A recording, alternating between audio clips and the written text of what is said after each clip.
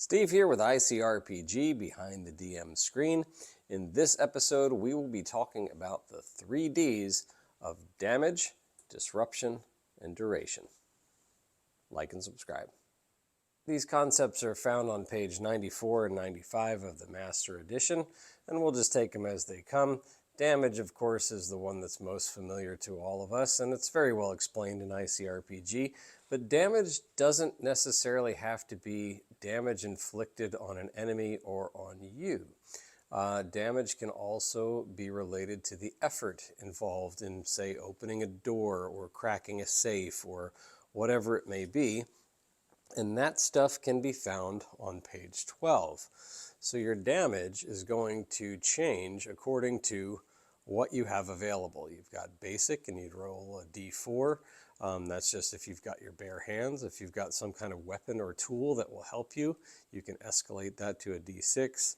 Bigger things, d8, d10, and so forth. So that's essentially damage. The big thing I try to remember with damage is that we can always tailor it to our campaign, to our players, to our own table and situation.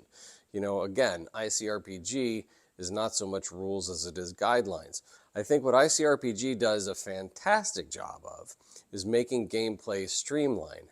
However, I think it can sometimes be a little bit oversimplified and things happen in big chunks. You know, you lose an entire heart or whatever it would be, that you can rapidly take on damage or give damage in the game. And so as a DM particularly, you have the ability and the power to slow things down or speed things up depending on how you feel the game is going. And there are interesting ways to do that. You can be creative. There's nothing that says you can't do, say, D4 plus 1, right? Where you want at least a minimum amount of damage, and so, or a D6 plus 3 or whatever it would be. You can do that. You have the freedom to do that. Because what you don't want is to have the game just rapidly spin out of control and then there you go. You know, there's a big difference between, say, somebody getting their shield dinged and broken or whatever it would be to a total party kill or TPK, you know. And I think with ICRPG, one of the things you have to keep in mind is that if you're not careful, those things can escalate rather quickly. So kind of think of some creative measures to either mitigate, slow down, speed up, whatever you need to do with damage dice. Next we have disruption. And disruption is one of those things that as a DM you have a lot of control over. Essentially, disruption is the environment, so to speak. So you can decide whether it's going to be bright and sunny or a torrential downpour or some kind of hurricane. Disruptions can go anywhere from mild all the way up to extreme. They can be as simple as, like I said, just, well, you know, we're going to throw some rain and fog into the mix just to slow things down or make it more interesting. Or you can have things that maybe pose obstacles in their way. Maybe there was a tornado, right, that hit the forest, and now the party, instead of having a smooth, easy time of making a 3-day journey, they end up, it takes 10 days to get there or whatever because they have to hack through trees and whatever it would be. And then, of course, you can go extremely cataclysmic with like tsunamis and, you know, earthquakes and, you know, whatever you want to do. But essentially, disruption has to do with bringing environment into the picture in such a way that the party has a challenge to deal with. Now, I will say this about disruption. As the GM, it is within your power to start and stop disruptions almost at will. So, for example, let's say one of your disruptions is a swarm of skeletons is attacking the party. You start to see that they're going to get overwhelmed. You can make it so that there is a trumpet or a siren that goes off, and for some reason, all of those skeletons look and just start running away or retreating or whatever it would be. You can do that. You can make stormy seas calm again, you know.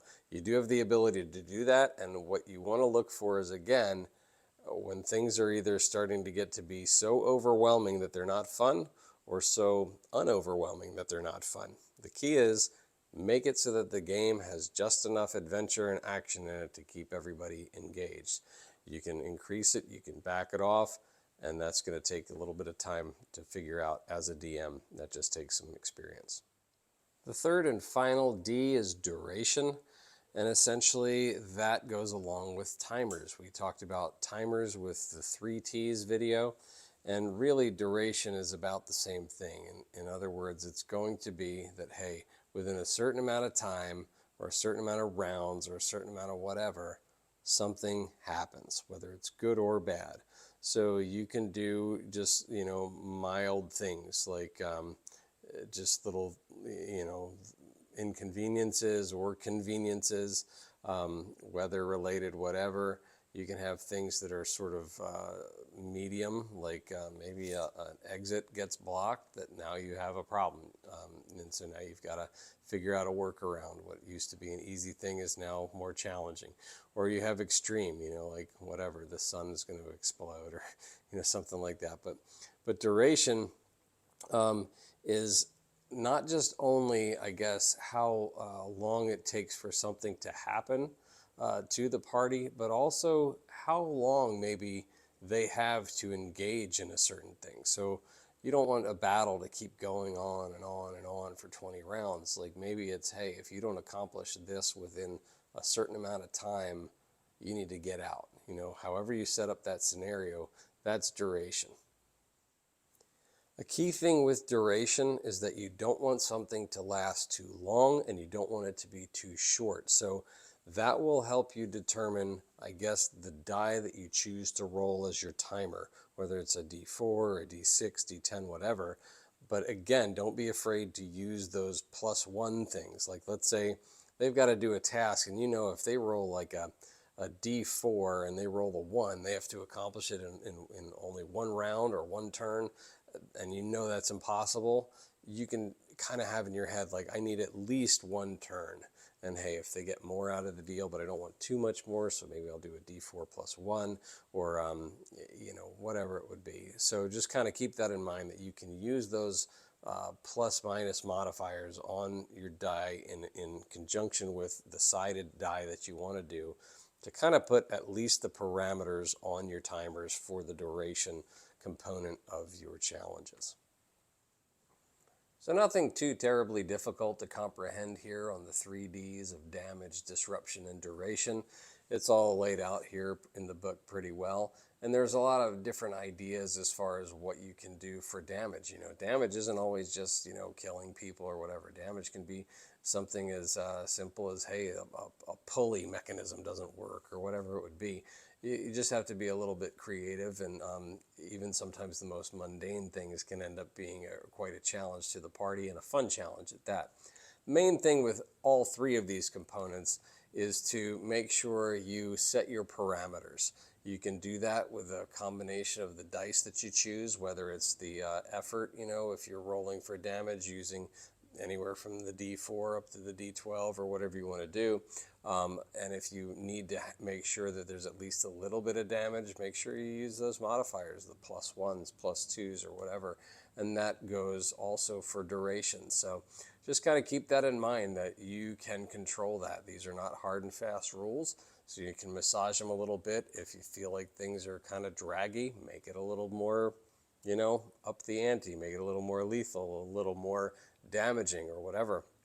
Or if things are just kind of getting out of control and it's looking like the party's getting totally overwhelmed, still keep the pressure on, but you can kind of mitigate that again with your dice, or use the environment for your disruption to change the environment. The environment, I forgot to mention, doesn't always have to go against the player as far as a change goes. It can go against the enemy that they're fighting as well, to make unfavorable conditions for them. So a lot of different ways to massage it. The main thing is to have fun at your table.